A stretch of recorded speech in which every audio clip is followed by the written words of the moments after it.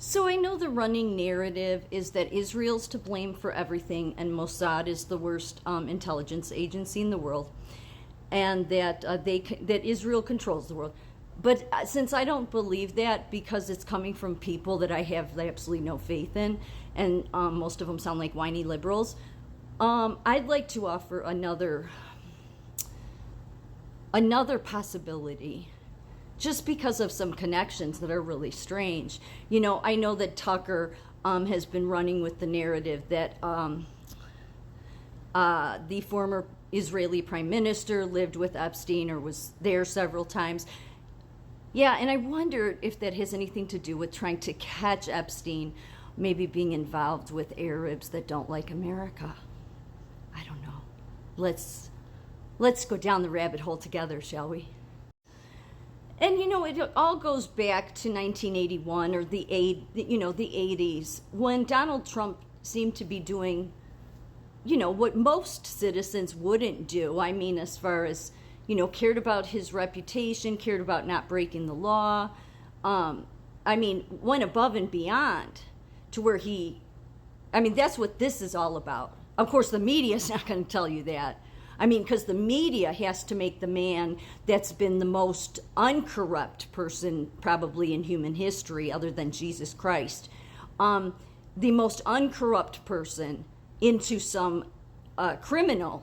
But that's all coming from the criminals, it's all of them. So basically, this isn't... I've mentioned before that Donald Trump, he helped FBI, he helped law enforcement take down the mafia. Well, mainly, so this is all about how it's very simple. Him and Robert Trump wanted to build a casino in Atlantic City, okay?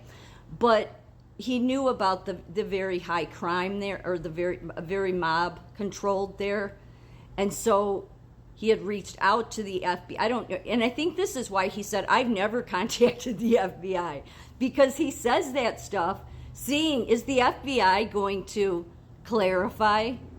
Not because he's trying to lie, but because he's trying to show you how there was a time the FBI was legit, maybe, and there was a time, especially in the last 10 years, that they haven't been. You can find all this out. Trump and his brother Robert raised concerns to the FBI about mob activity as they planned to enter the Atlantic City casino business.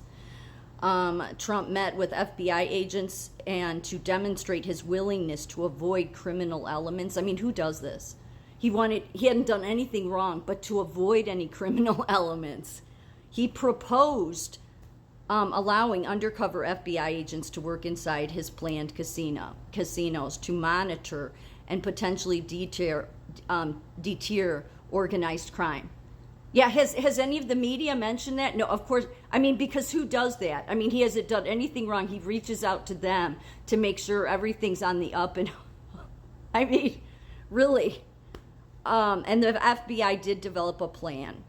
Then there was another time that, and this is a little less known, but it involves this jewelry store. Yeah, they have an interesting history. But, because they go back to so many things. I'm not sure how you pronounce it, obviously Italian. And basically, he gave testimony in an investigation because this company, what they would do is obviously that their jewelry was so expensive, it would be only your elites. And some of the people tied to this, celebrities anyway, 1986, was Henry Kissinger, Mary Tyler Moore, and Adnan Khashoggi. People may know the name Khashoggi, like Jamal Khashoggi, the journalist that I don't think the Khashoggis were up to any good, but I'll get to that in a minute.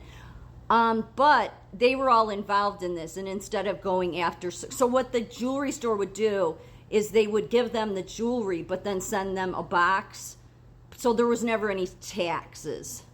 Okay? So none of these people were in trouble. They went after the jewelry store for $2 million. Okay? New York did. Okay, that was back in 1982. That's about the extent of that. Of course, the media will turn that into that Trump's some, criminal, because that's all they've done for 10 years. Except everything that I read, it's like I don't know that there other than Jesus Christ, that there's anybody less corrupt than Donald Trump. I really don't know. I'm not trying to say he's perfect. It's just it's crazy to me how they are, what the media is doing. But the media seems more than an enemy to the people. I think they serve, the Iran and the Arab enemies of America. That's who I think they serve. And a reason I say this is the connection between Jamal Khashoggi and Donald Trump. I don't think that Donald Trump always had connections with these people necessarily because he was really good friends with them. I mean, he says, he was. But then the person that he seems to have been friends with that was related to the Khashoggis was Adad Al-Afid. He was the one that was dating Princess Diana, the one that died. They were cousins to the Khashoggis. I'm sure that people that have looked into this know.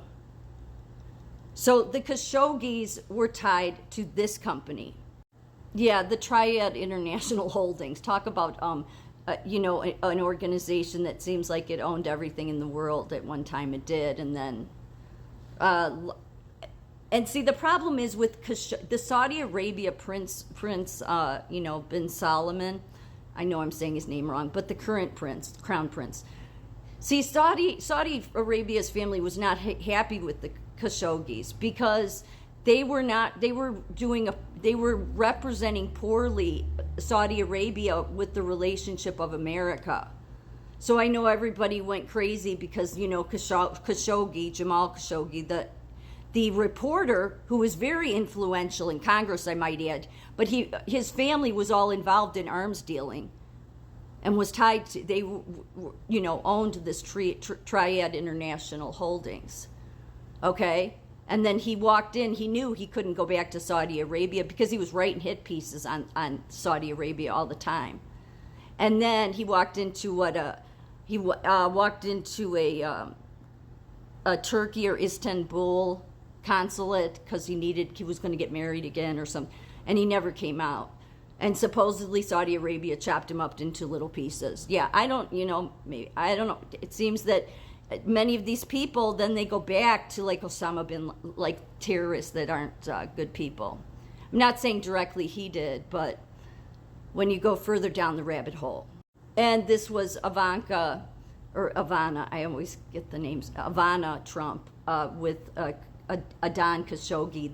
The thing about Adnan Khashoggi is he was somebody, along with Mary Tyler Moore and Henry Kissinger, that was all part of some of the people that had bought jewelry but didn't have to pay taxes on it. But they didn't go after any of them. They had went after that jewelry store I just showed.